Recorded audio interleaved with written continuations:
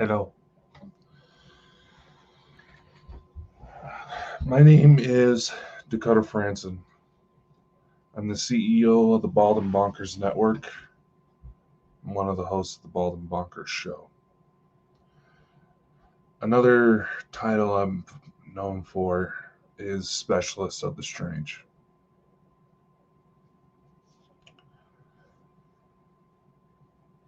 I've wanted to make this video for a while to sort of address some of the questions that have come up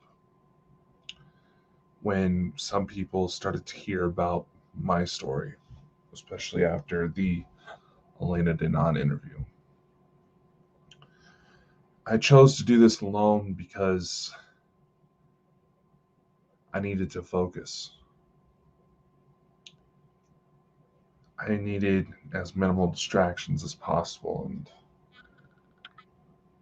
right now it seems like the only distractions right now are asleep. So today is March 8th, 2023.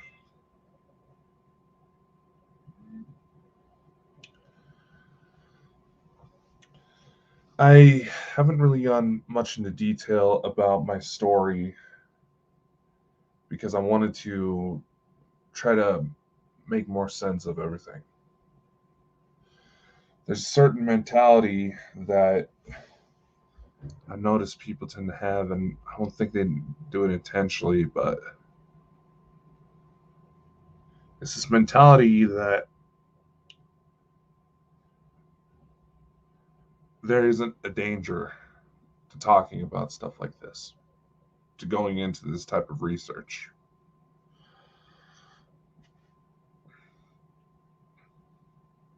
And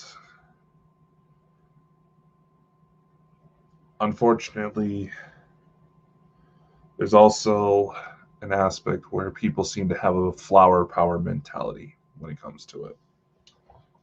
Now, I understand that in many ways,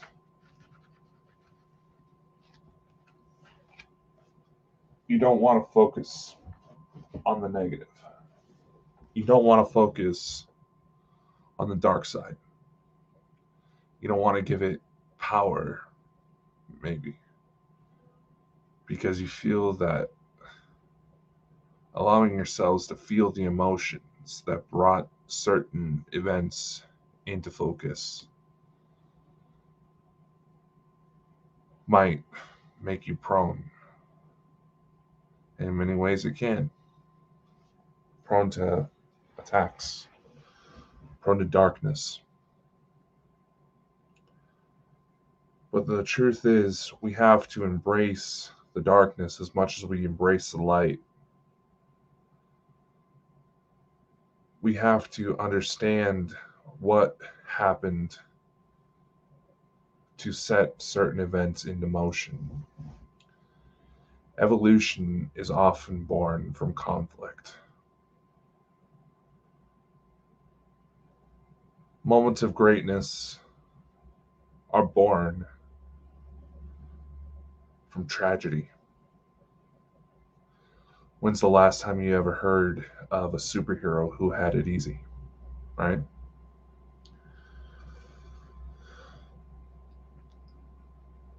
I want to extend a heartfelt thanks to Elena Danaan for all the help she has given, all the advice she had offered since, well, since I finally managed to work up the strength to ask.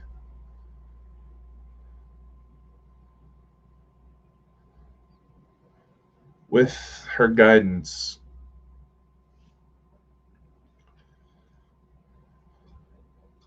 her guidance was a gift. Her guidance helped me understand something that's been my main driving force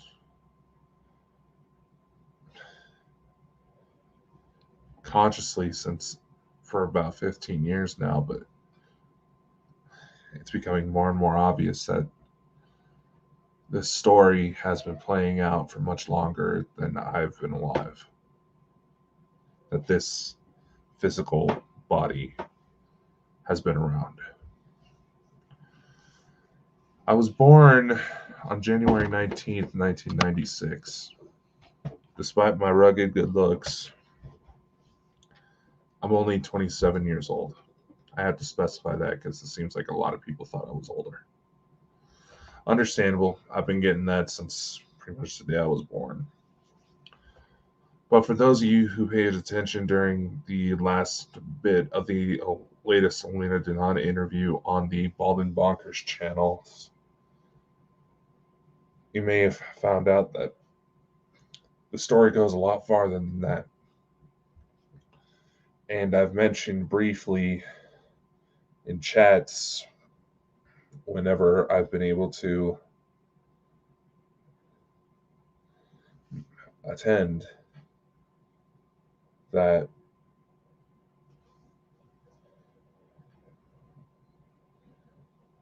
Elena and I apparently have crossed paths before I came to Earth. I was under the command of none other than Thoron Iridian for quite a few operations. And he was a friend. Someone we all greatly admired and respected. Elena's gift helped me understand a driving force that saved my life. Took me down a rabbit hole that I never expected. That had you told me this is how it would unfold maybe 5 years ago, I probably thought you were insane. My goal tonight is to try to disclose as much as I know in as brief of a format as I can about my own story. I'm still undergoing a lot of regression work and trying to put something together that goes a lot more in depth to my path to Earth. And it seems like anytime I've actually had a chance to sit down and write, something new comes up that needs my attention. Yes, I've been known to get caught up in the chaos, but that's been part of my duty to answer whenever the chaos came forward. So I will say this for those who are looking to attack for no reason, who are quite lazy in their efforts.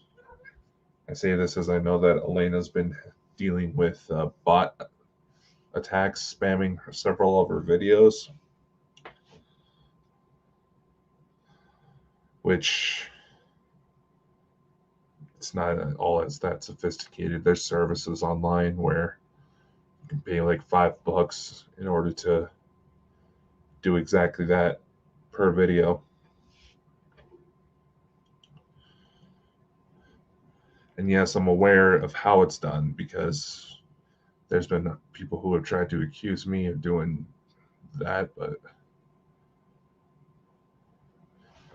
there were other matters at hand, and quite frankly, morbid curiosity got the better of me to where I researched it. How are you going to be able to fight the bad guys if you don't know their methods, right? Anyway.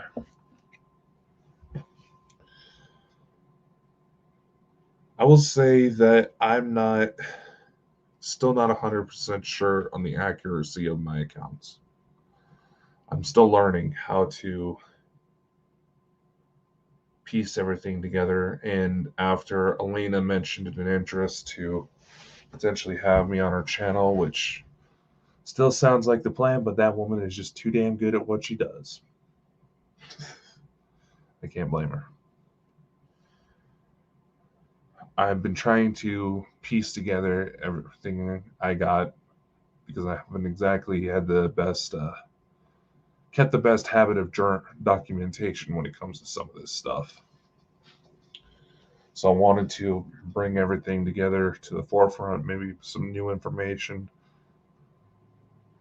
because I know that when that day comes, we're going to open Pandora's box, and it's going to get interesting.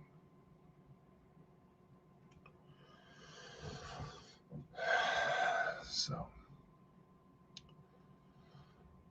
and I will say this, like I said, I'm not exactly a fan of these new age flower power mentality that gets approached to some of this.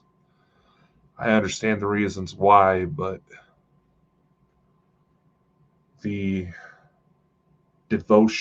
religious devotion aspect to it may cause some unintended blindness for those who aren't paying attention to the full message.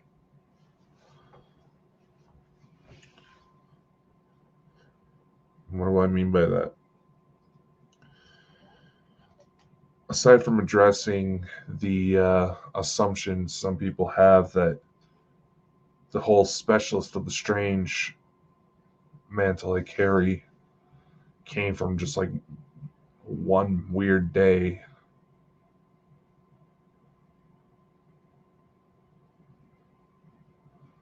this stuff has been affecting me for my whole life. I was already one of those psychic kids who just seem to know. See, when I was barely able to walk and talk.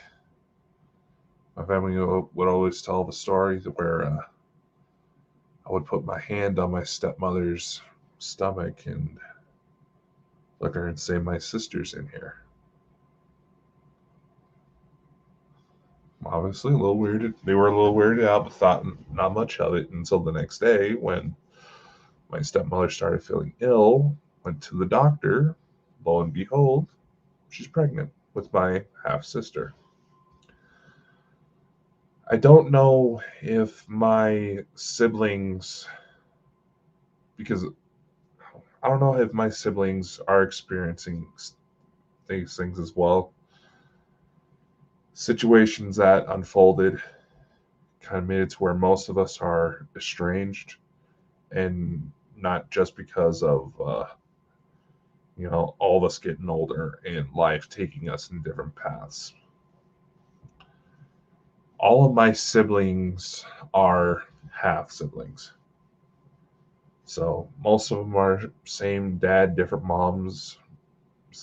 One's same mom, different dad.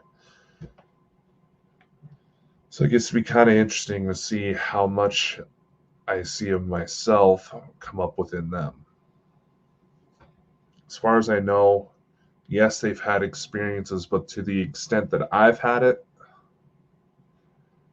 if they are dealing with it, they haven't told me or just simply don't remember. It's probably for the best.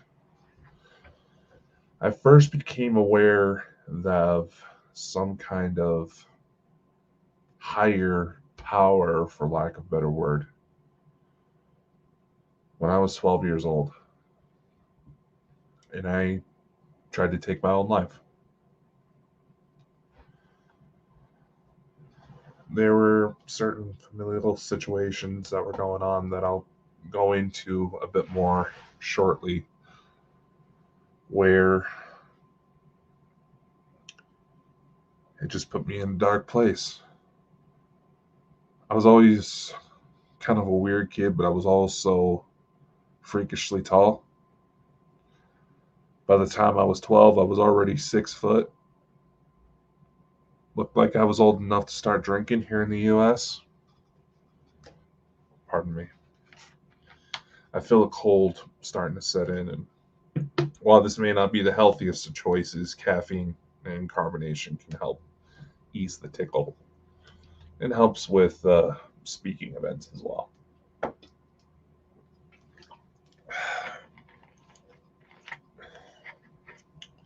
Anyway, so I was up. As a kid, I was constantly targeted for bullying, got into a lot of fights. I dealt with situations at home where if I tried to say anything, I got ignored, made fun of, and treated like I was lesser because I was just some kid.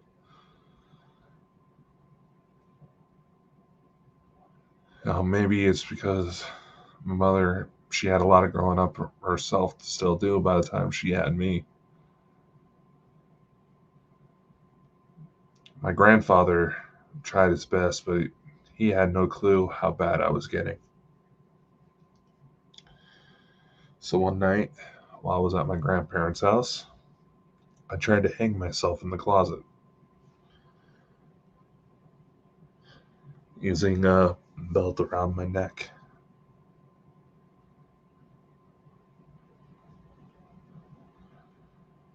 Wrote out a suicide note, got into the closet, and went for it. But eventually, something happened. There was this bright flash of light that came out of literally nowhere, and it seemed to transport me somewhere. I was, I don't know, I honestly still don't know 100% of what I saw. Maybe part of it was masked, so I would only focus on the parts that were important. But when my eyes finally adjusted, I saw myself in this blue void. Light just kind of danced around me. The way the way it reminded me, the way it moved, reminded me of being underwater. I could breathe, but it's just I was just there, standing in this void.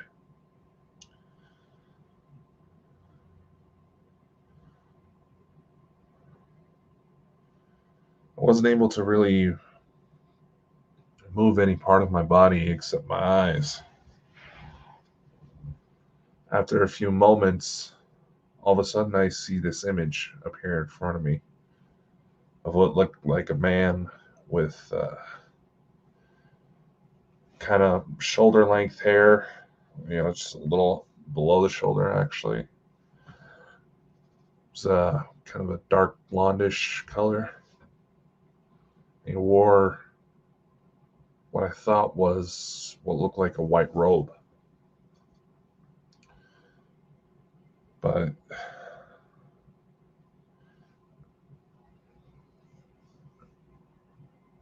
I couldn't really make out any details of his face. Even now, I'm I've taken some monoatomic gold supplement and have a lavender candle lit because both are supposed to help boost memory, so I can try to maybe recall some new information I haven't told before. But now I'm sitting here thinking about it.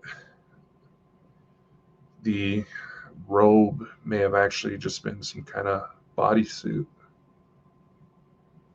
And the reason I just appeared like that was just because of how the light moved. I couldn't really make any details out about the person's face. I just could feel like it was a man. He was concerned about me for obvious reasons.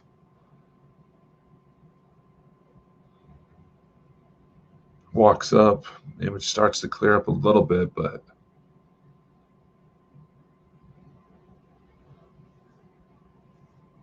I can start to make out details of his face, almost kind of chiseled. Looked familiar, but I don't know. The man walks up to what would have been about 5, maybe 6 feet in front of me and stops. I could feel him smiling. He was trying to present himself. Yeah, I could tell he was concerned, but he was trying to say, "Yeah, I understand what's going through your head, but the situation's nowhere near as bad as you think." He walks up to me, and I hear the words, "Dakota, there's someone here to see you." He steps to the side, and next thing I know, there's a little girl standing behind him.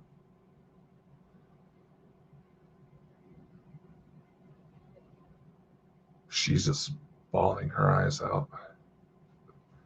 She starts to walk up to me. She's hesitant, but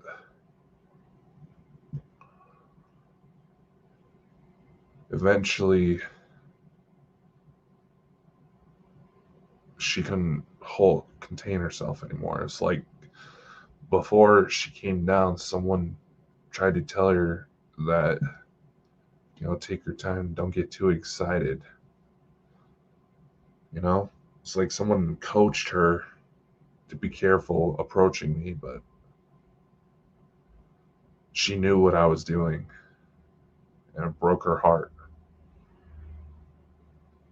I mean, I could just see the tears falling down her cheeks. I can see her eyes almost burning red.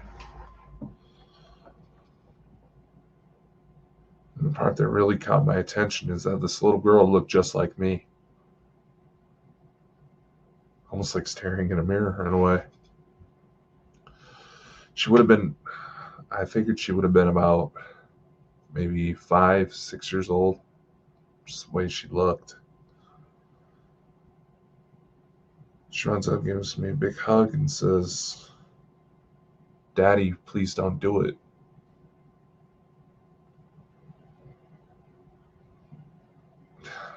My heart just sank even further. I was 12 years old. I mean, it'd be another 2 years before I had my first kiss. How the hell did I have a kid? But in that moment,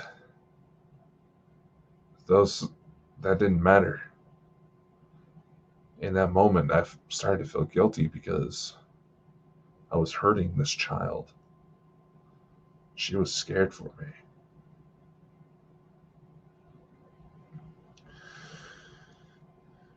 So I gave her a big hug. And eventually, she wiggled herself free and gives me a little kiss on the cheek, right here.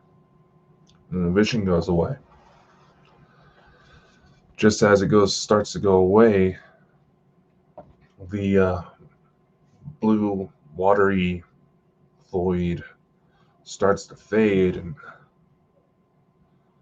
as I'm not thinking about it, that little girl wasn't alone. There were others there. There was a woman. I think there was a man as well. They were tall, blondish sort of hair, kind of olive tone. Well, the woman had kind of olive tone skin. It's like they were waving. They were waving goodbye. I don't know what it was about that incident, but it caught my curiosity enough to where I pulled out, destroyed the suicide note so no one would find it, then just went to bed to try to process it. When I first started trying to research what happened to me, I came to the idea that it may have been some sort of weird time travel incident. Because anytime I would look up stories and would find accounts where parents saw their kids before birth, 9 times out of 10, The mother may have not realized it at the time, but the mother was already pregnant. So there was already an anchor present, you know? That's the theory I ran with for years. But that wasn't the first time I had something happen to me, but that was just the first where I realized there was something more to it. And for several years, that little girl would show up to try to help me, get through some tough times. It wasn't until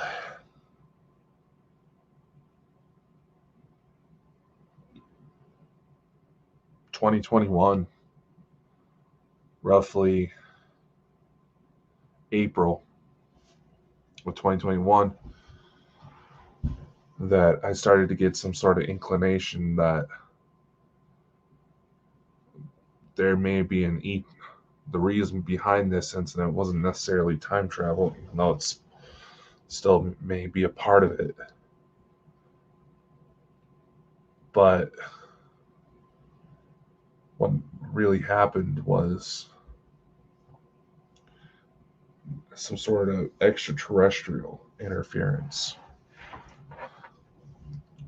And this brought up an incident that took place when I was 5.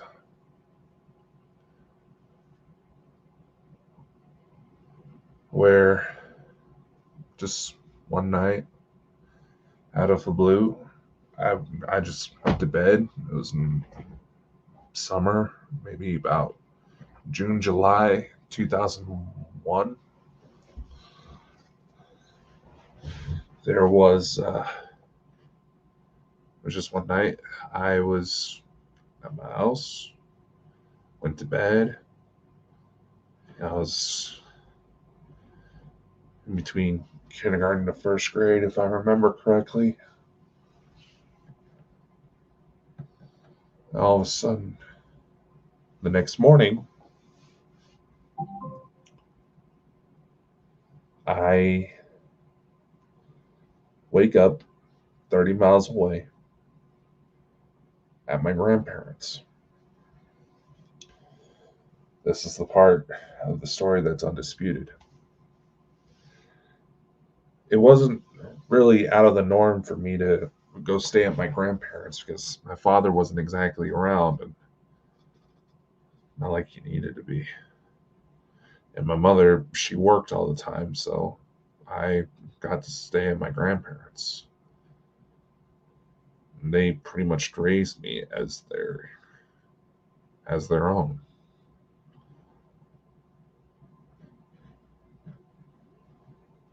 So, like I said, showing up at their house at night wasn't exactly out of the norm.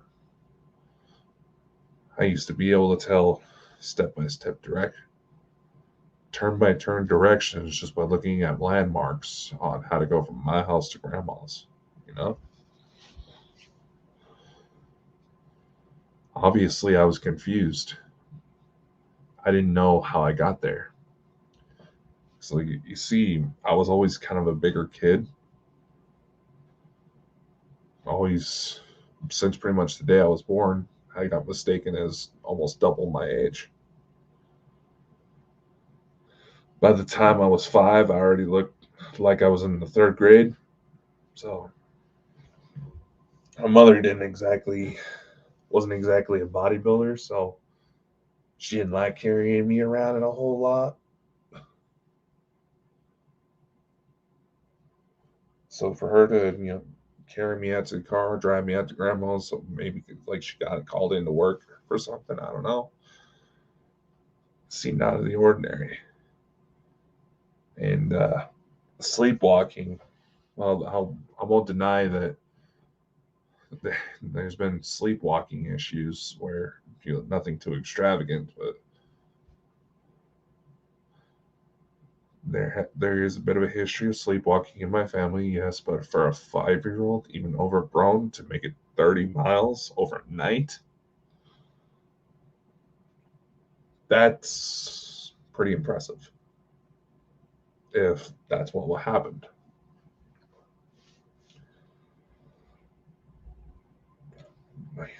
So I got up. My grandparents were awake and they had no clue I was in the house. They asked me normal questions of, did your mom drop you off? What happened? How did you get here? I was like, I don't know. I think I teleported. I was a big fan of X-Men back in the day, and that was the only thing that made sense. I didn't exactly have the crazy grandma who knew about this type of stuff. My grandpa would go check around the house, and he realized all the doors, all the windows were locked. And then they're like I said, they kept asking questions to go to, how did you get here? What are you doing here? I mean, it's not like I wasn't welcome. I had my own bedroom at my grandparents' for quite some time, but if you're going to be dropping off a kid, at least give somebody a heads up. Eventually, the phone rings. On the other end, it's my mother, and I could hear her freaking out. She has no clue. She had no clue I was gone. And naturally, she assumed that it may have been a parental kidnapping situation. Apparently, my father made some threats. But here's the thing, the grandparents I turned up at, they were my mom's parents. So it's highly unlikely that my father would take me to them just to try to get a rise out of my mother.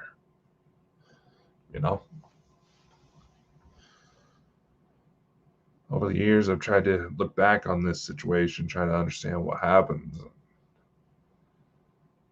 Eventually, in 2021, I got a hold of this regression therapist. I believe her name was Lori McDonald. And she pointed out that, yeah, it was highly likely that I had some sort of ET abduction take place.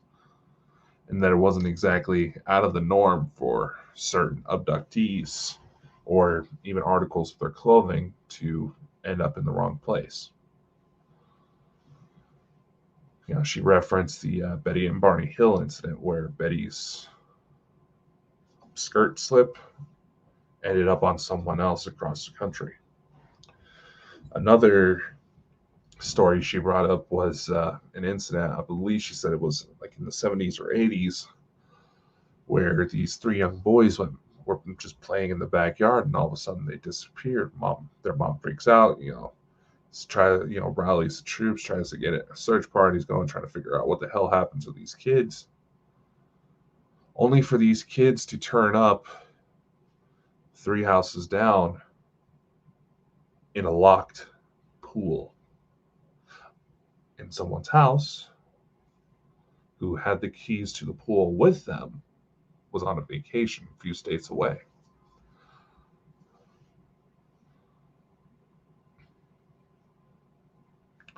So some sort of displacement, dimensional displacement wasn't exactly, it seemed highly likely. Unfortunately, she's in California, I'm in Idaho, so arranging an appropriate meetup to have some sort of session done was a little difficult to do on a whim. She wanted to, but just to see what would come up. But if I'm not mistaken, the offer's still there if I want to take it.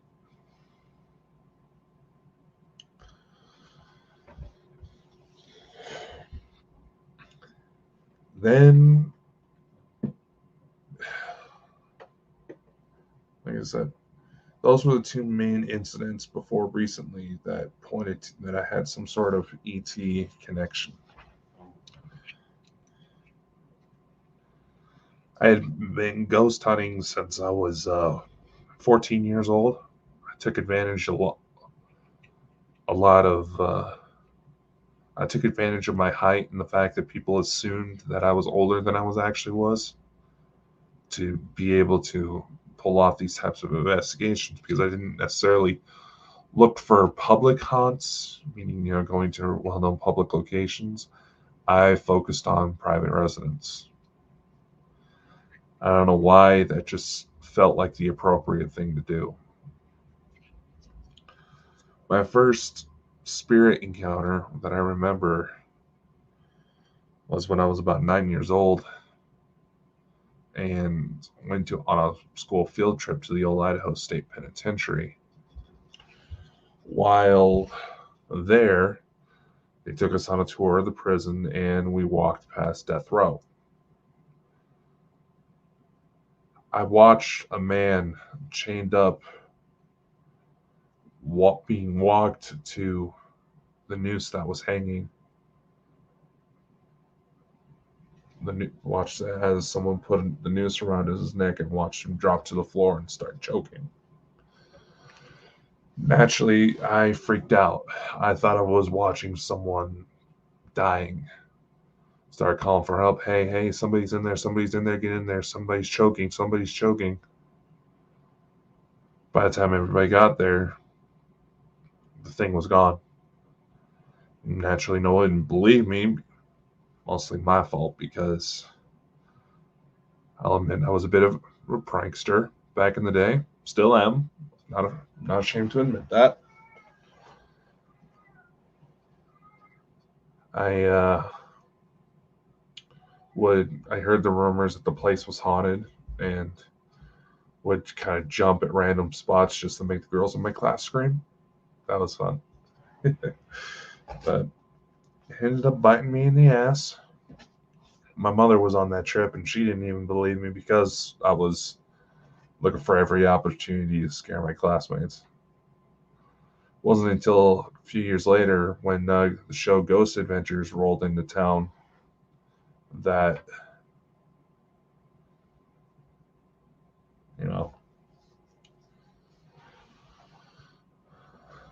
that I had something to go back on because they did an episode for their very first season. I think it's still on Netflix, where they filmed at the old Idaho State Penitentiary and filmed a shadow apparition in the old pen near death row and showed a picture of a man known as Raymond Snowden, who was often referred to as Idaho's version of Jack the Ripper. He was executed for the brutal murder of a woman, claimed that he killed 3 others, but they could never prove it. It was date gone wrong. He didn't exactly take rejection very well and stabbed a woman several times. He was executed, but instead of snapping his neck like the noose is supposed to, something went wrong and he ended up hanging there, suffocating. Why do I bring this story up? Well, to be honest, ghost hunting served as my warm-up to alien disclosure. Before that incident, I didn't really think of myself as a psychic. I just had abilities, I didn't really think ghosts were real. Aliens maybe. The universe is big. It's hard to think that this is the only planet that had some sort of life on it, Bigfoot, maybe. Loch Ness Monster, maybe. I would go into, as I developed my skills with researching and documenting the things I was experiencing, I would go into investigating reports of Bigfoot and even had a chance to go after Loch Ness Monster and ended up in the media back in 2018 for having the first Loch Ness Monster sighting of 2018 when I was in Scotland for vacation. When the 2020s rolled around, obviously, as we all know, a lot of shit started shutting down. I joined a paranormal research group whose name I will not be mentioning here, just because of how things unfolded. They were trying to bring it in, create an international approach to legitimizing paranormal research. I mean, actually we talked about getting government funding and all this. Actually, bringing it to the forefront, bringing this type of research as a serious field of study. And it's with this group that an attack took place. It was February of 2021. I remember it greatly.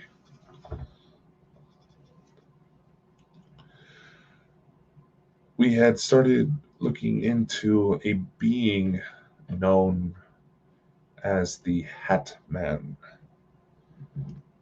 And for those of you who don't know, the Hat Man is a shadow apparition that has been spotted all over the world, believed to cause misfortune and even death. Some even speculated that it was some sort of servant of death. We started going into the research February of 2021. By then, I was getting involved in filmmaking and actually put together a couple films. The first one was titled The Hunt for Olivia, the little girl who saved my life after a suicide attempt. It was basically a chance to finally confront the situation, actually try to get some sort of documentation that this little girl was showing up. And I figured, worst case scenario, the story would serve a good, suicide prevention message. That there was hope no matter how dark times came. In fact, that was the name I gave the little girl, was Olivia Hope. She was appearing so much, it felt wrong just to keep referring to her as the little girl. The second film I went into was titled Bonds of Beyond, and it was meant to kind of look into the overlap between spiritual phenomenon and UFO phenomenon. I bring up this film because I was in the middle of filming this, putting it together when this attack took place. Valentine's Day weekend, I went to Coeur d'Alene. I was working a gig up that way. Was hoping to run into a friend of mine up that way when someone I hadn't seen in a couple years. But the Hat Man attacks took place. Something did not like the fact that we were looking into this thing and decided to hunt us back. And I find it kind of funny that the worst of it came forward after I mentioned a theory that I had. My theory for the Hat Man was that it was a form of Anku, which in Breton mythology was like a type of Grim Reaper. Interestingly enough, one of the variations of the myth, which is unavoidable, humans suck at keeping track of things mentally. One of the variations of the myth was that the Anku, or at least maybe even just the very first one, was none other than the firstborn son of Adam and Eve, the world's first murderer, Cain. Shortly after the pandemic started, I received a phone call from a man out of North Carolina who was looking for help because had some sort of dark attachment, and he was growing afraid that it was starting to focus on his 3-year-old son. The second that I found out a kid was involved, I took the case. I couldn't not take the case, you know? I just barely missed the phone call. I was at work, just getting home from work when it came through, and listened to the voice message, realized that something was just, I had this feeling something was off. So I called the guy back, said, "Hey, you just gave me a phone call." Apparently, I'm the only one that actually answered. He goes to tell me about this being that he's been talking to, and it's gotten violent with him, and all this stuff. Short version of it, I'm trying to keep this under a 2-hour marker. The short version of it is that this thing was starting to target his son, and the family was getting so scared of it that they were moving across country to get away. They even showed me plane tickets.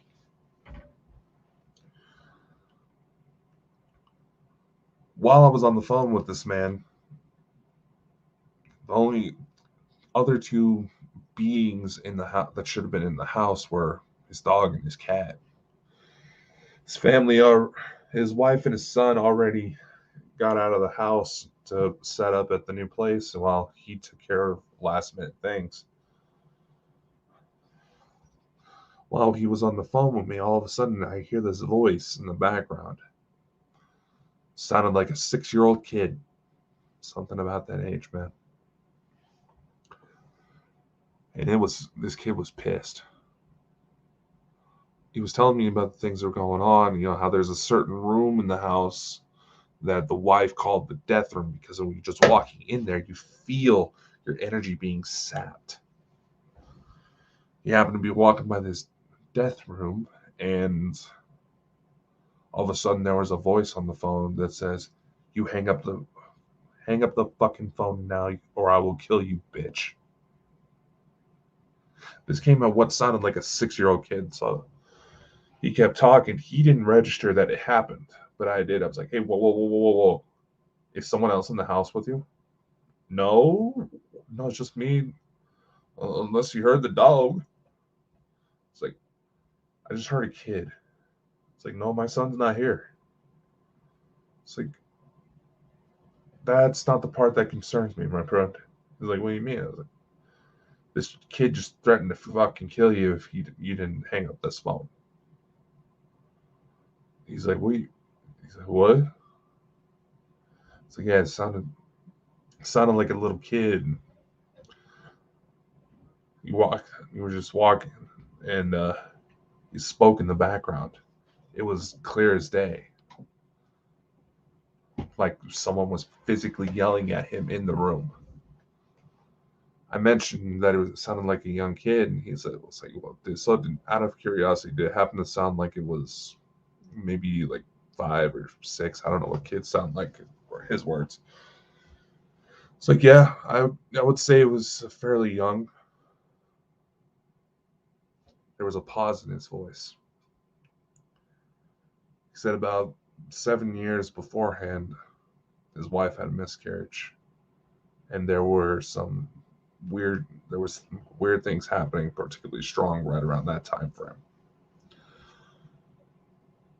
He goes further into the conversation. I was like, hey man, I've been making notes, and because this thing seemed like it was trying to establish a rapport with you, trying to get to know you, did it ever tell you a name?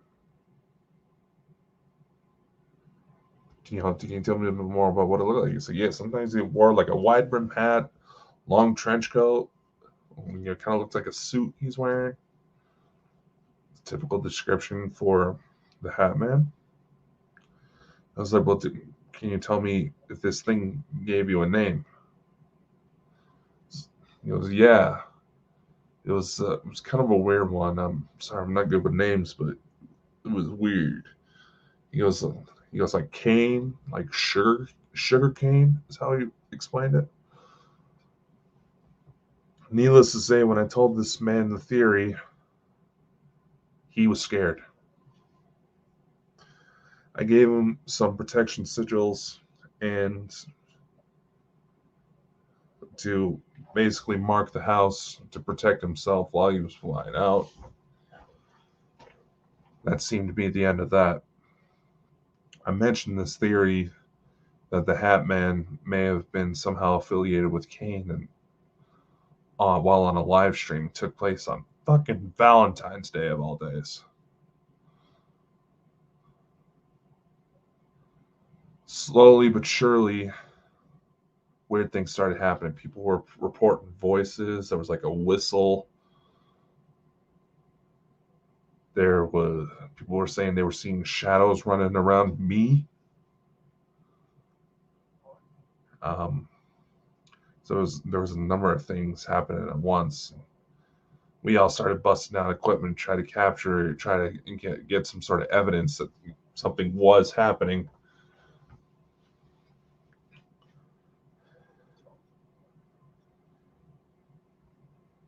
One gentleman, he was out of the UK. He wasn't even on the live. He sends me a message on my phone saying, I don't want to freak anybody out, but something just burned my neck and I'm coughing up blood. Another woman in Texas had to cut off because she felt something starting to choke her, and she was trying to say she wasn't alone in the room, trying to be quiet about it.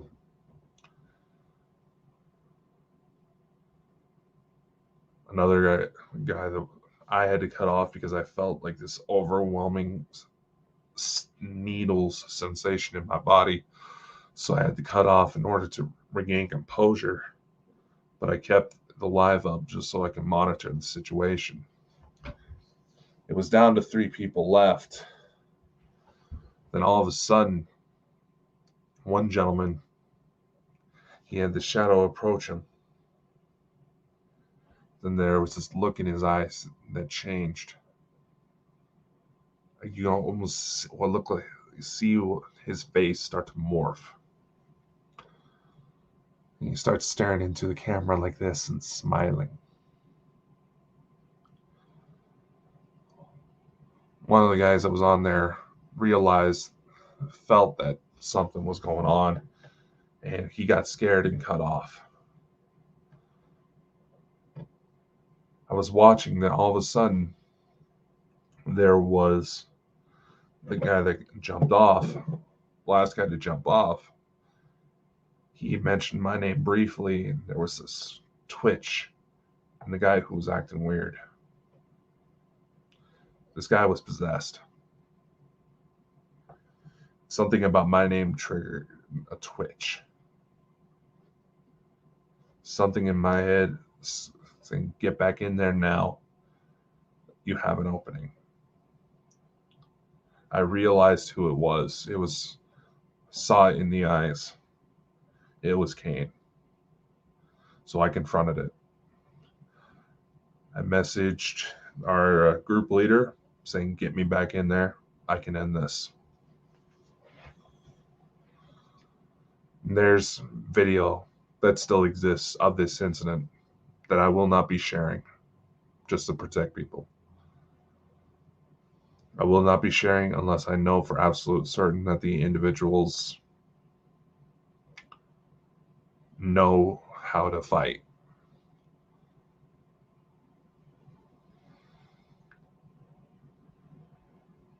I get up on the screen. The possessed guy was pissed. He was not expecting me to come back. He thought he won. I looked into the camera. He says, I know who you are. I know what you want. Leave him alone now. The guy just moved his head like this.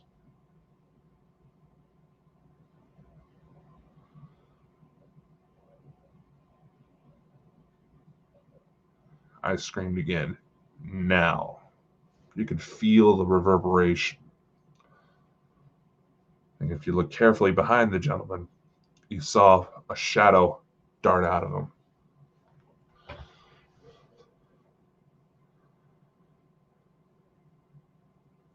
The man just starts sweating like a pig. Cuts off his mic. Yeah, he's sweating. He's grabbing himself something to drink. He was back. And I just kept my eyes on the situation because the thing was going to be looking for another opportunity to strike.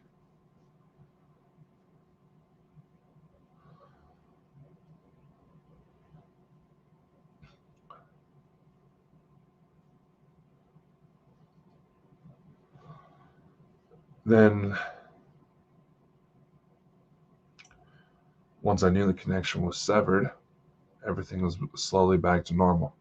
I asked the guy the one who got possessed, what did he see? He just looks at me and says, Dakota, you know who he is. And he does not like you. He basically, you know who that was. He knows you.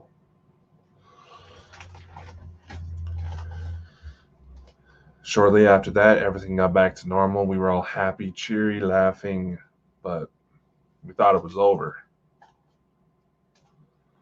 The following broadcast, we had more strange events come up. I jump off. We had a gentleman on there who's known as Mike the Naked Bigfoot. For those of you who've been following the channel for a while, you know that he was a frequent guest on our show.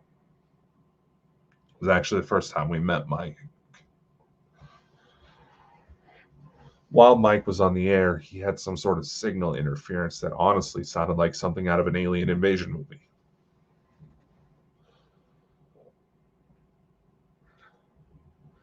And through the static, through the interference, something mentioned me by name.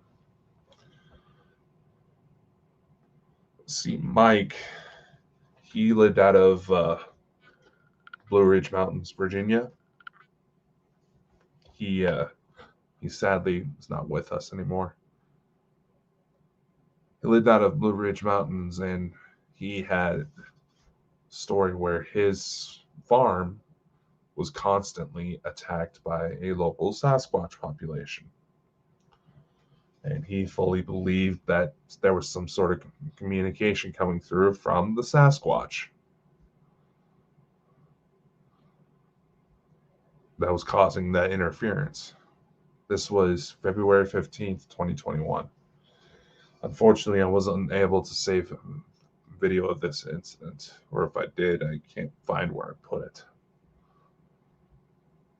The main channel where these video live sessions took place have since been taken down to a number of copyright issues that came up,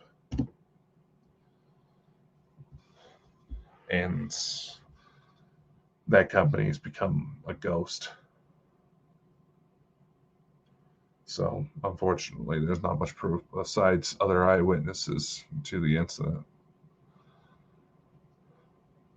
There were more disturbances, more strange activity, but nothing as severe as the first.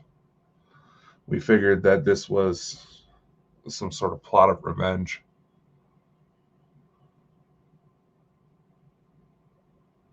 No, wait, I got the dates wrong. The initial attack took place on February 13th. The follow-up took place on February 14th. Still, Valentine's Day weekend, man.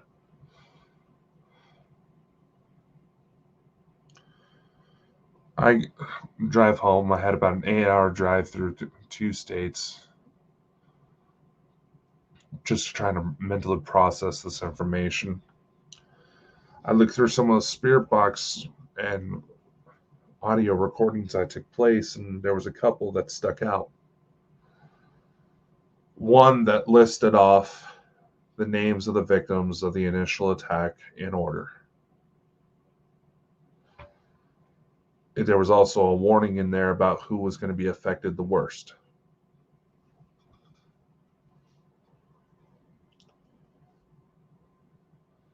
Then there was also a threat directed towards me. Quit hunting us or we'll tear you apart. I didn't listen.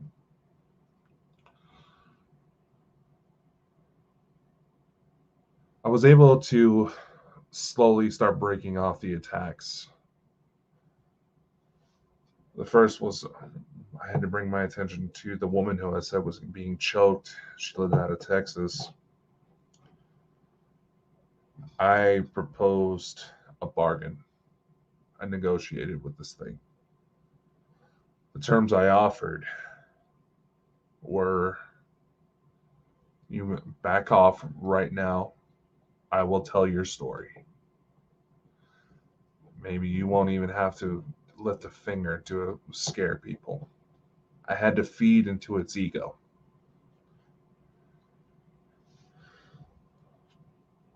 If you accept my terms, I want you to give me a sign right away. This thing asked me, what do you want? I said, withdraw your troops. Give me some sort of indication that you are withdrawing your troops because you did not act alone. Withdraw your troops and let them reach out.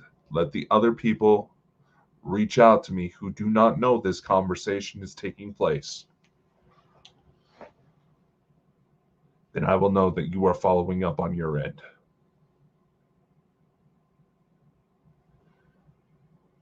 Things is fine. Within 10 minutes, I get a message from the woman in Texas saying they're gone.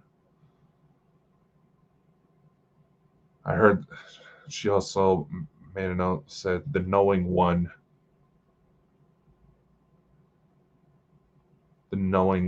is that's why you just kept saying the knowing one. It's almost way she described it, it's almost like they converse with each other, trying to figure out why they're being asked to withdraw. The knowing one. If I remember correctly, she said the words used were the knowing one is ready to attack. Because the more this thing moved against us, the more I was able to learn. I could pull apart its MO, how it functioned, how its organization functioned. These things were fed by ego. They were fed by power.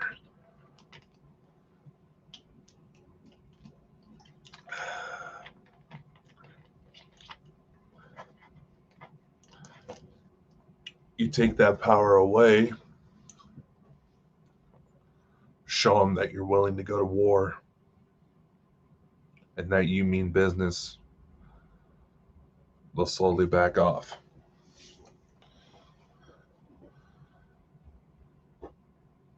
They didn't follow through on their end. I had to slowly work in order to break off connections from those who got affected the worst. There was a woman out of Canada who ended up needing to find psychiatric help because she was so rattled by everything that was going on. And there were some relationship issues that were coming up as well around the same time this all took place.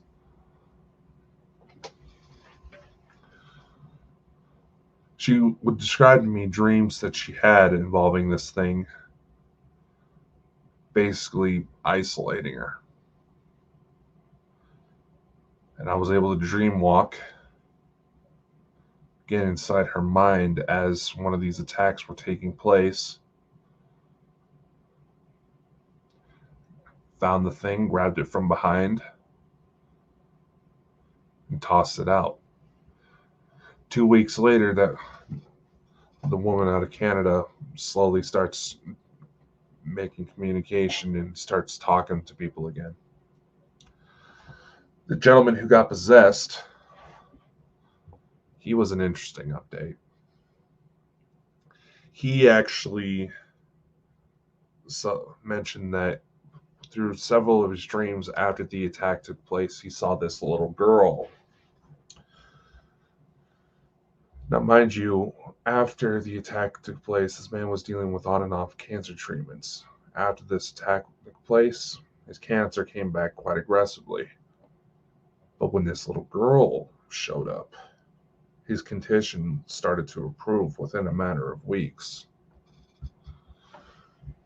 He disclosed to me that this happened after I talked about the story involving my little girl, Olivia. And it just triggered something in him like, wait, that sounds way too familiar. So here's where it starts getting juicy.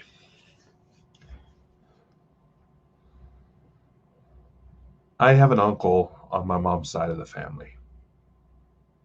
He and I get mistaken for each other all the time.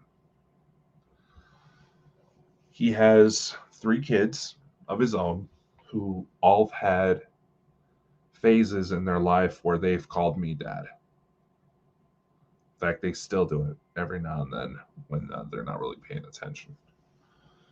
Their father and I, we look a lot alike. We sound alike. Our voices are the same. Our mannerisms are the same.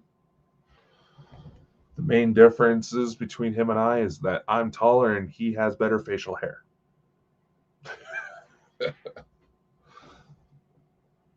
So I'm just establishing that. When the possessed guy started talking about seeing this little girl, not only did it gave me an idea. So what I did was I dug out pictures of my uncle's 2 little girls. They're twin girls, fraternal. And like I said, they called me dad. They all had phases where they called me dad. They could easily pass off as my kids and no one would question it. So I pulled out the picture of the girls. They would have been about a little over a year old in the photo. And I said, by any chance, that little girl kind of looked like these two. This guy flipped out. He's like, holy shit. I mean, it was hilarious. It was hilarious to an extent. See how much freak was like, Dakota, get that picture away. Get that picture away, man. That's too freaky. It's like, yeah, they would have been older, but yeah, that looks just like them. So I was like, okay. I'll start digging through the photos, find a picture of the girls as they're older. Showed it to him again. He's like, Dakota, stop. It was an exact match.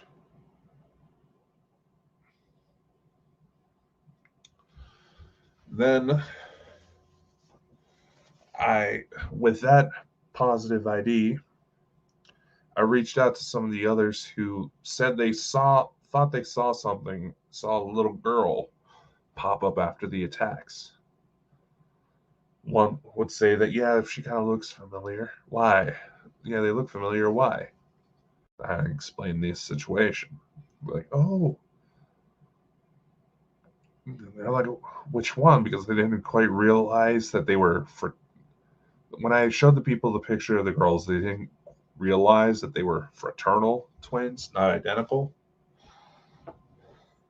It's like, so which one did the little girl look like? It's like, well, technically both. These 2 are sisters. Then there was another woman, the one who had to psychiatric help. She messaged me one day saying, Dakota, I think I just saw Olivia. I was like, what do you mean? What do you mean? He was like, she just showed up. I think she's been hanging around for a while, but she just showed up. I saw her and she looks just like you, man. She, is the long hair. She has your face.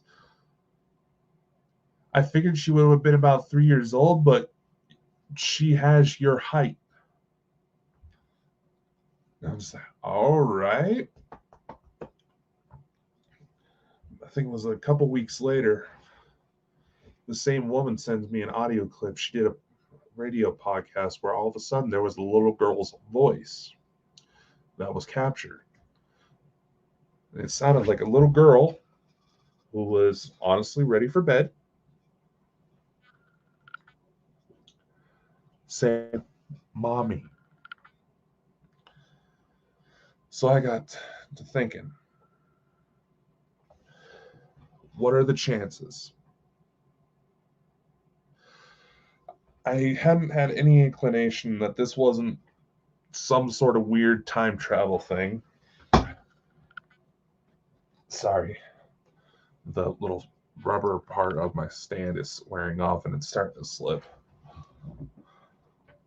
Anyway, I hadn't had any real inclination. I didn't know how to process this new information. This was 10 years after my suicide attempt that I was starting to get this stuff. Oh, not 10, almost 12 years. And I was finally getting new information. I didn't know how to apply it. So when she sends me this audio clip, I listen to it. It's clear as day.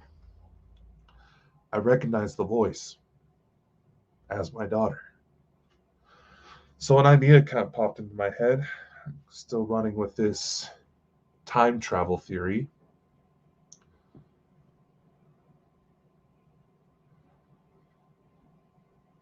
What I did is I used the mobile phone application known as FaceApp. I found went through this woman's social media, found a more direct picture of her, ran it through FaceApp with using parental figure.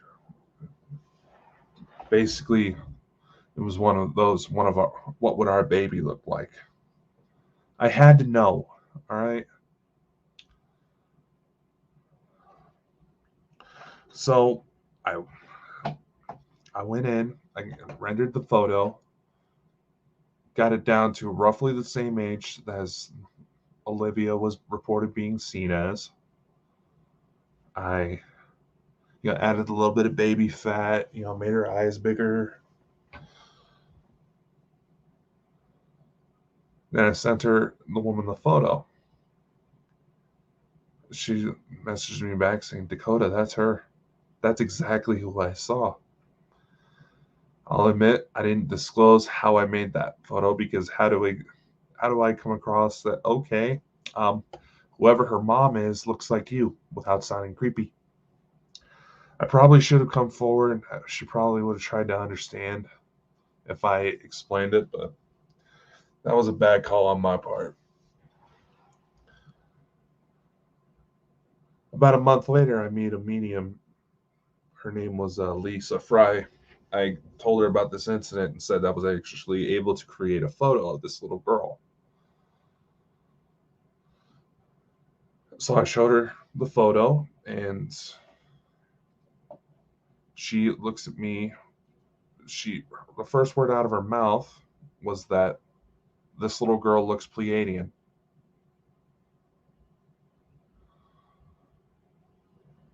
And I was like, huh? Like, yeah, she doesn't look like she's from Earth. I don't think she's from Earth.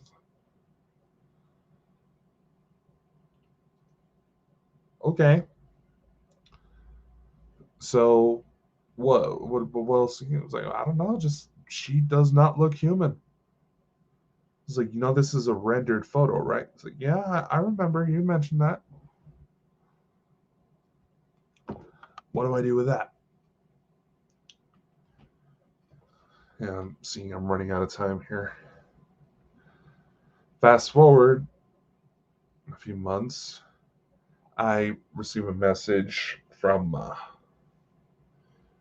this couple, I believe, out of Tennessee, who were looking for advice on how to research UFOs because they were trying to get their own little UFO research group together. So I ran them through, kind of talked to them, try to get their understanding, what they knew about the subject beforehand. It's like, well, you mentioned, oh, we got really interested after we read the book A Gift from the Stars by Elena Danaan. And I was like, really? They sent me a link to her book, and so I'm gonna have to check it out. Needless to say, when I started reading Elena's first book, there was a sense of familiarity there that the sensation I got, you say, or resonated with me, but the sensation I got felt like I had just walked into a new friend's house and saw that this new friend has pictures of my grandma. Obviously, I'm going to start asking questions. And that became a whole cannonball into the rabbit hole. I reached out to Elena, scheduled an interview to try to talk with her. And when she started going through her experiences, for some reason, I felt such a sensation of shock that I honestly had a hard time speaking. And it almost has like a sense of excitement. It's like, yes, finally, yes, finally. Getting some fucking answers. So, try to make a long story short, I eventually worked up the courage to start talking with Elena, to explain to her some of the things I've been doing, the way I've been researching things, and follow through on a lot of her recommendations. The first being that the situation involving the child,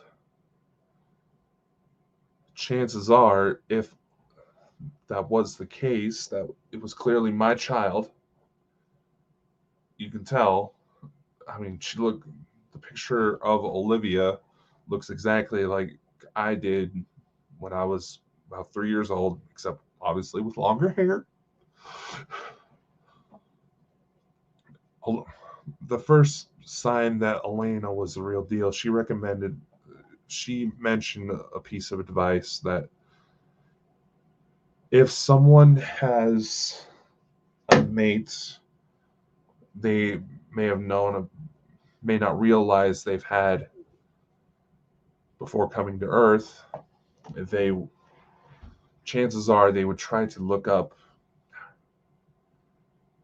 the relationships they find would subtly remind them of a mate they had that they just don't remember. I took this piece of advice and ran Olivia's picture through the same program. Then I got to thinking that maybe I could reverse engineer it in a way. So I got to thinking about, all the celebrity women I've been attracted to, all the girls I've dated over the years. It's like try to pick them apart. It's like, okay, what do all these women have in common? So I would select the ones that had the most prominent traits, ran Olivia's picture through this program a few times, basically weeding out all of trying to weed out as many of my features as I could. I figured if Lena's advice was true, I'm going to know her the second I see it. I stopped when I got this. And I honestly started bawling my eyes out.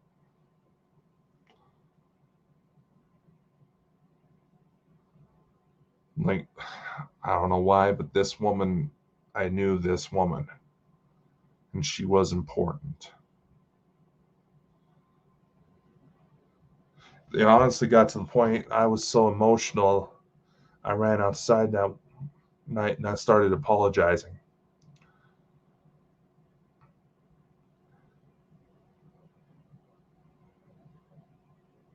And because I felt like I had abandoned my kid. But here's the thing. March of 2021, after the attacks took place, I had a visit. I was taken to what looked like this kind of futuristic, Star Trek-y looking hospital room. There was that woman I just showed you lying in a bed, holding a baby, and my daughter was sitting above her shoulder. My daughter realizes I'm there, and she says, "Daddy, come meet my new baby brother." I come over, and that's my son. So then I had two kids, making the realization that much harder.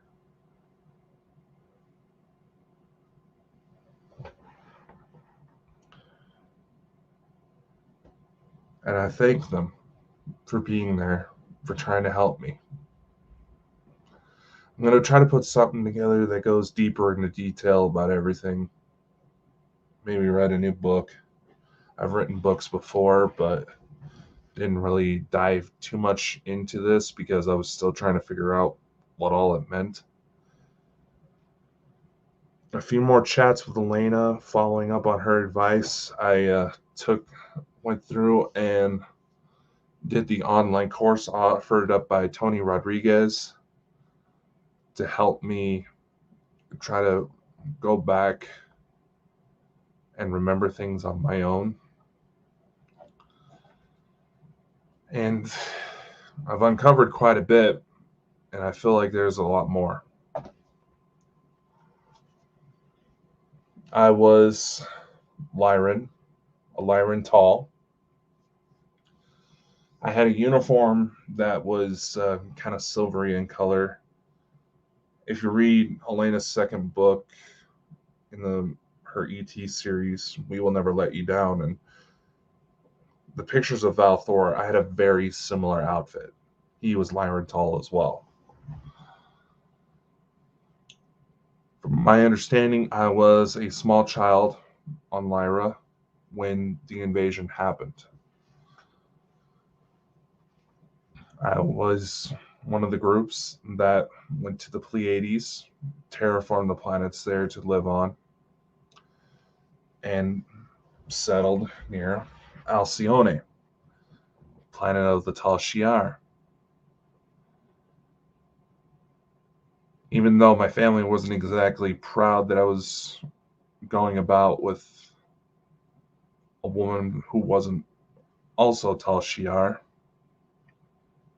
my wife Ivina, I think that's her name,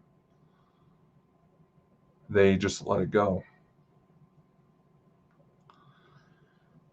When I was a soldier, I was also a bit of a scientist, but because of the situation from Lyra, everybody was trained, damn near everybody had some sort of combat training in the event there was another invasion, because the Tal Shiar did not agree with the rest of the Pleiades. They sided with the Sikaar in the Nebu and allowed many of our own to be consumed. I finally left after there was an incident where I saw a 20-foot Sikaar corner 3 children, and I attacked it. I did injure it, but not severe. Basically, my whole point was just to piss the thing off to where it would break its focus on the kids and the kids could run. I stayed with the kids, managed to get them to an escape pod, but the thing attacked, stuck its head inside of the sliding door, basically trying to corner us. I fought to try to get it out, but that thing was not going to let us go. Eventually, as we started to get the escape pod off, we had to do some overrides on some security protocols. And we ended up decapitating the thing. And I don't know if it was kind of a last-ditch effort to save its own skin, but instead of like reptile eyes, I swore it changed to human, and it was thanking me for ending its torture. Shortly after this, we escaped and ended up meeting up with the Galactic Federation, where I joined. I'm still trying to collect details about my time up there, but because of the position I held and the fact that the Tal Shiar were very good with infiltration, I was involved in a lot of operations that need to be kept tight-lipped to protect everyone who was involved. The ones I recall were because I had gained clearance to speak about it. It was safe to do so. It was necessary to do so, even though. Ivina and I both joined the Galactic Federation. We soul bonded. We got married. We both, while we took up sort of a medical scientist type of position, we also did take part in abduction retrieval. And part of what we did is that we didn't want to, because of everything we saw, we didn't want to just stay up there and be held by prime directives. We enrolled in the Envoy program because we knew that we could utilize that as a loophole to bring the fight to Earth. We had to know how it was so easy for a world to just fall into that trap. Needless to say, a lot of what causes people to fall into the traps of corrupt government officials here on Earth happened up there. We did it out of fear. I wasn't initially one of the rebels when it came to, I believe it was Jeha, if I remember correctly. But after I saw those kids get cornered, I got pissed. I could not be a part of that. I saw the truth. A truth I didn't want to acknowledge.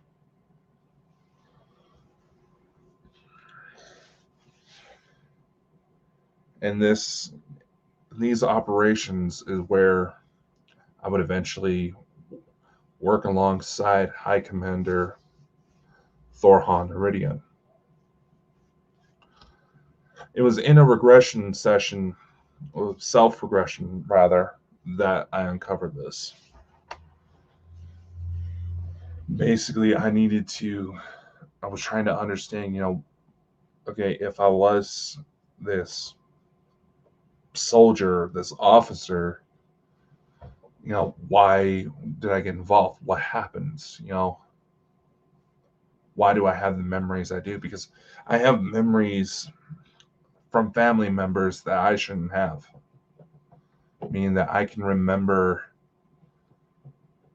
dates my grandfather went on with my grandma, obviously well before I came about. And that may have been part of a monitoring program, part of a monitoring process that helped keep an eye, make sure this particular vessel got made. So when it was finally my time to come down, I would be able to function appropriately.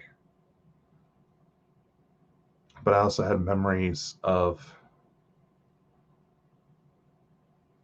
Nazi Germany when I found out not too long ago that I had family members who died and dealt with psychic visions that tried to warn them of the tragedies that came forward. This is a big simplification to try to keep things within time. So if I come out with more later, don't try to assume that I'm trying to be deceptive. I'm not trying to be deceptive on purpose. But anyway, there is a possibility that part of my operations while I was upstairs dealt with Nazi Germany. There may have been instances where I had met Maria Orsic. And I'll be honest, there's been plenty of times where I've been wanting to constantly, almost borderline harass Elena to try to validate these things. But the main thing that validated that I am a member of the Galactic Federation and that I worked with Thor Han directly was because apparently I ended up finding one of the kids we saved from the abductions through TikTok, of all things.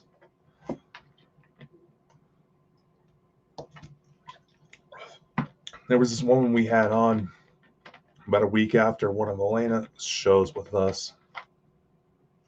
She ran a website called Sotto Voce Vault, and she put together a lot of really impressive material. She referenced a lot of Elena and Dr. Michael Sala, John Charles Bonnet. She was really into this type of stuff, so I wanted to invite her on a show, and I'll be honest, I name dropped Elena, said that we had become friends to gauge her interest, and that's what got her to come on board. After we had the interview with her, when we were officially off air, she disclosed to my co-host Chris and I that she believes she may have a false memory from an abduction. That she remembered being a little girl, roughly about 2-3 years old, wearing this sort of Christmassy dress. A dress she got as a Christmas gift, and she was being taken outside, and all of a sudden she saw this moose outside that was bucking. And for anybody who knows anything about wildlife and moose, they don't do that. Their size, they don't have to. They just charge their victims down. She had a belief, because she always had kind of this weird fascination with outer space, that it may have been a false memory. And because Chris and I seemed like we had some sort of knowledge about these types of things, she wanted to get our thoughts on it. We did talk about it, and that it seemed highly likely. During one of my regression sessions, I remember coming down, from the Excelsior. I remember flying towards the U.S., saw the Great Lakes, and we started focusing on this house where two taller grays, I believe they were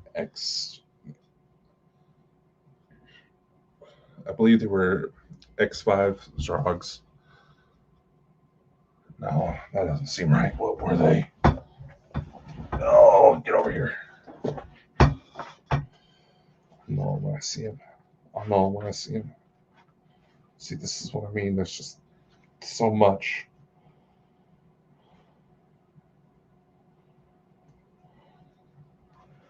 Yeah, X5s.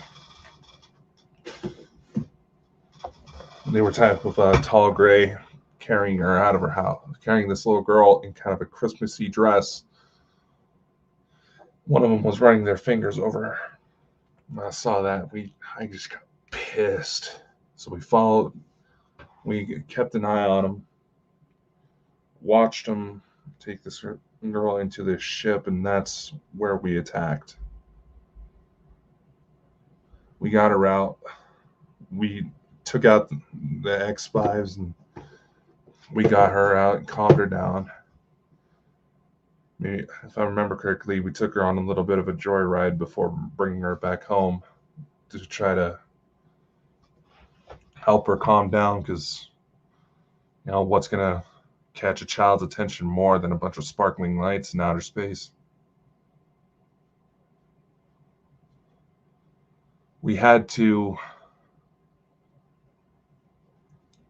leave that feeling, that sense of wonder in her, so that one day when she was ready, she would come looking. Shortly afterwards, I remember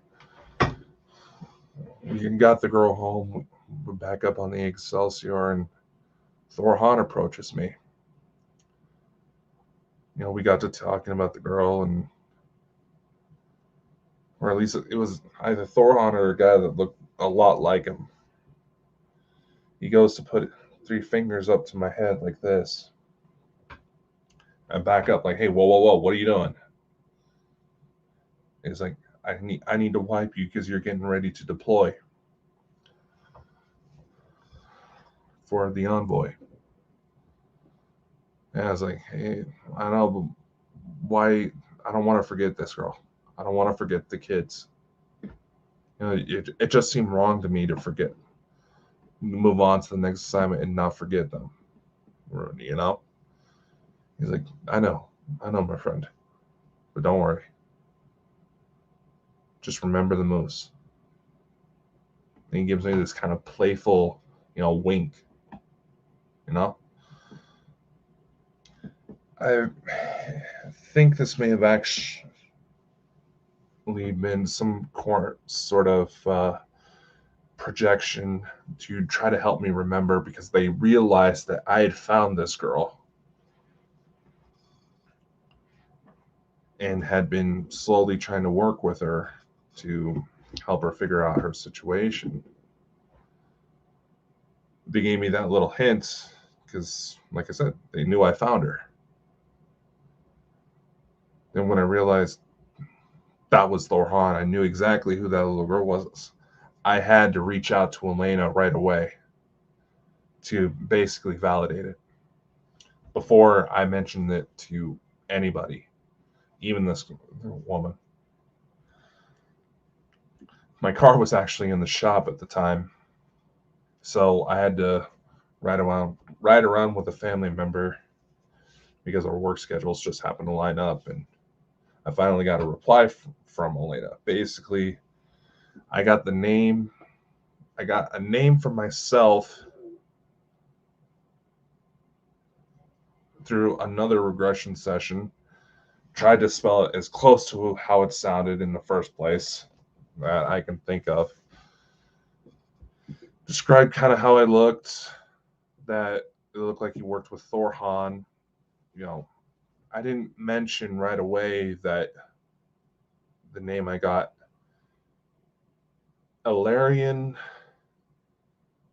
Tenuti, or something like that. Ilarian stuck out because it sounded fucking cool. I didn't mention directly that was me because, I didn't want to accidentally prime Elena to give me false information.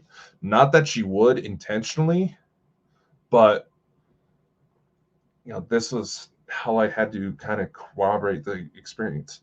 The only way to really corroborate this type of stuff without going into some very unethical methods is to see how much of our stories lined up.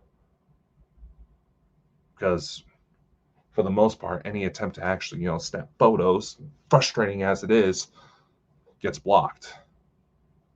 I mean, Elena seemed kind of impressed with the fact that I actually have a voice recording of my wife. The only reason I got that was because I used a sleep talking app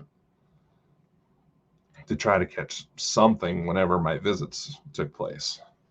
And it worked, much to my surprise. Anyway, I'm jumping around again. Going back to what I said, Elena finally gets back to me. I read through it. So yeah, I knew Larry Young. He was kind of a medic scientist type of guy. He did work with Thor Hahn on the abductions, and said that he hadn't really worked with him in about 20 years. I I was riding around with a family member in the passenger seat of their car reading this email, and when I read that, when Elena said, "Yeah, you're Dakota, you're not crazy," I actually remember meeting him. I almost put my feet through the floor of the car. So I immediately wrote back. I was like, well, this is interesting because Alarian was apparently my name before I came down. Like I said, we were Lyran tall, so we were among the most human-like. And part of the reason why I was able to get my wife's voice on voice record is because she's actually able to come down, meet up with me to take me up. Whereas compared to Thor Han, because he's a heel, his body can't necessarily handle the Earth's gravity just right, if I remember correctly. He has to bring Elena up. Believe me, that sensation was overwhelming. Because it also led into several other revelations. Like, one, my wife stopping by for Valentine's Day 2022, and November of last year, me finding out we have a third child, the one whose picture's up here. I'm going to drop Vilena. That's Olivia, because for some reason her and her brother Michael start showing up as adults. Vilena is only a few months old. And there's Ivina. I was able to validate that yes, I had a family out there. Yes, these things were happening. And much to my surprise, I had the ability to bring up the fact that I have an archaeologist friend who was able to validate these things. And see the looks of shock on people who try to be skeptical. And it goes a little bit further. Miss Elena, once again, bringing all sorts of fun surprises. In her book, there was The Cedar's Return of the Gods. She got to talking about Prince Ea, Enki, and talking about the royal bloodlines. It mentions William the Conqueror having a direct line to Ea, to Ea's bloodline. And that the House of Stuart, in particular, I'll explain, obviously being a descendant, also had this bloodline. Well, guess who's a direct descendant of Mary Stuart, Queen of Scots?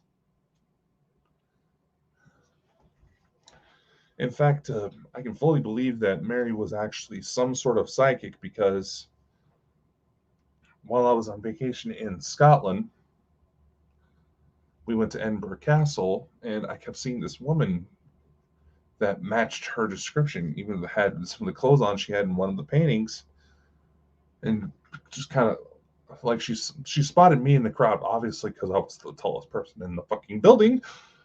She spotted me, and she had this look like, why do I know you? And I realized she looked at me. She was looking at me, and I'm just like,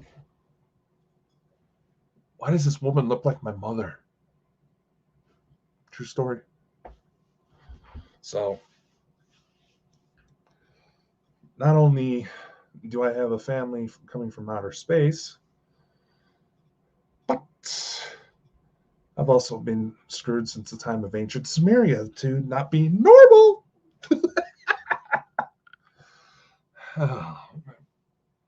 So, for those of you who've been asking, that is a summary of what I know.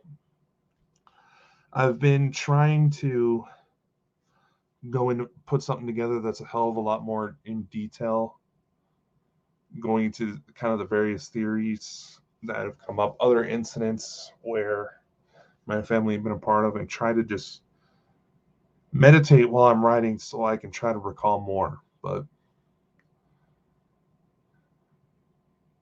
civilian life keeps getting in the way. But I can also say for a fact that, yes, these things have had a great influence on me. Yes, they've saved my life. I can go into talks of the technology I've seen and, more stuff that I've done that I try to recall. But in the end, that stuff doesn't really matter. I don't want my approach to disclosure to just be validation that, yes, we're not alone in the universe.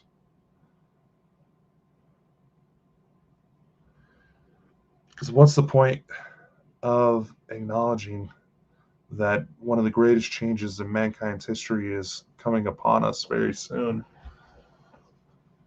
if we don't recall the reasons why it happened in the first place? Here on Earth, we have so many people trying to rewrite, James Bond or R.L. Stein books, and take down statues of certain figures because they were associated with slavery, because the situation offends people. It's a reminder of dark history. We have to acknowledge dark history. We have to teach the fact that there were some dark times, there were some trying times. We teach how the people felt, the reason why change occurred, because otherwise we are going to be screwed to repeat it.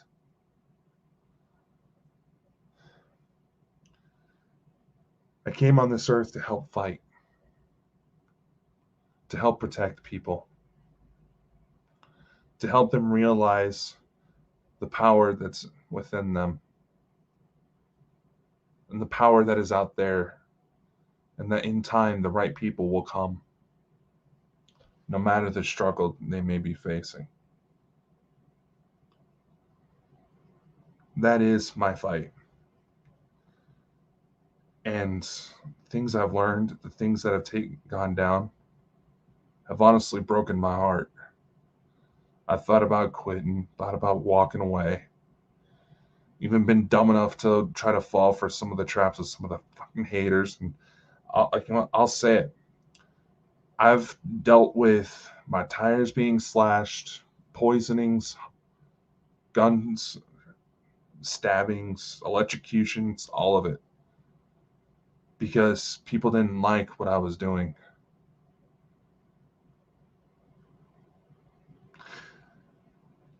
We joked about last time Elena was on the show. We joked about how I got involved with kind of a civilian effort to put arcs in space, that I may have accidentally forked over my own DNA samples to be experimented on aliens.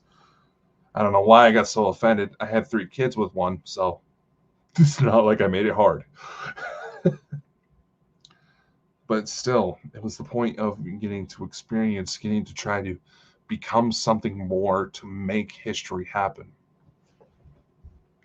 And not too long ago, I actually had a chance to test the waters just a little bit further.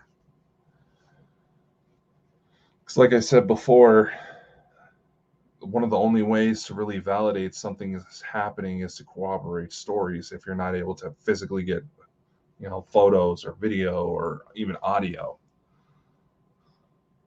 So I did a little experiment with these contact, once again following some of Elena's advice, that if you're lucky enough to have these sorts of connections, you can be able to almost telepathically broadcast messages back and forth, and it's a connection that cannot be hacked. So I used that one night as a little experiment, because I had an idea, is that what if I could get someone who has virtually no clue about how this stuff works to see these things on command, for lack of a better word. But at the same time, I also couldn't just,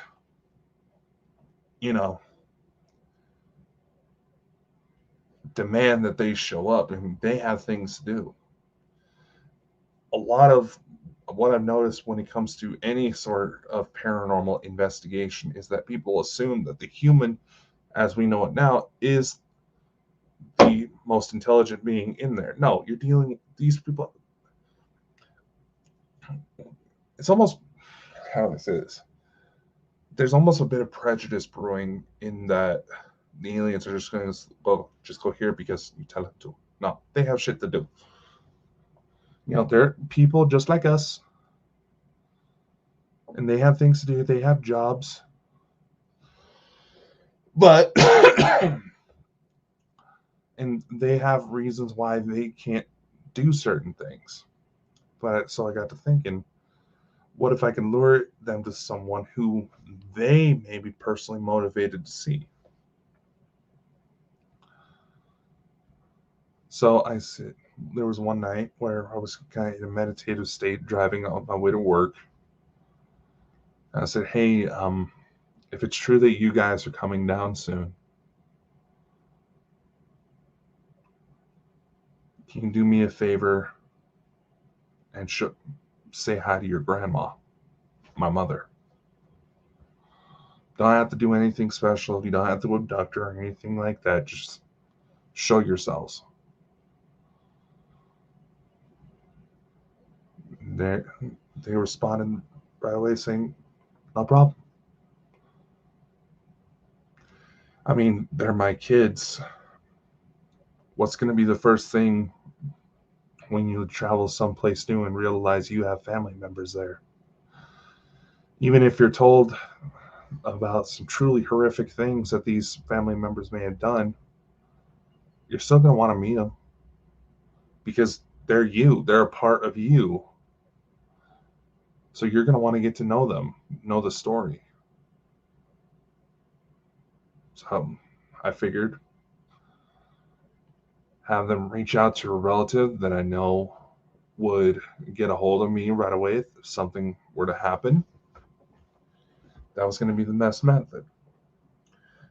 2 days later, and this took place back in October of 2021, I was during a live session and my mom sends me a text message saying, hey, this is going to sound stupid, but I just saw this weird green light and I tried to take a photo, but by the time I got my phone out to take the picture, it disappeared.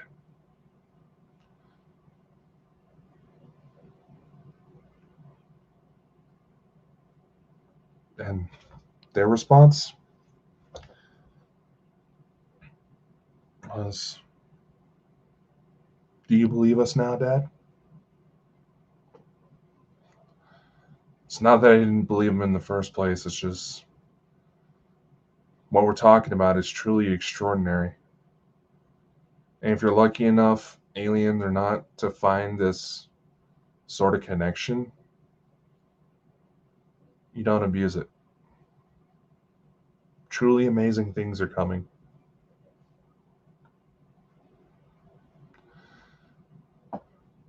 So, regardless of how dark times may seem, stick around. You are loved. I love you. Because a light brighter than anything you have ever experienced is coming very soon. Hopefully, it doesn't burn your eyes as much as it felt when I first met Ia, but that's going to be a story for another time.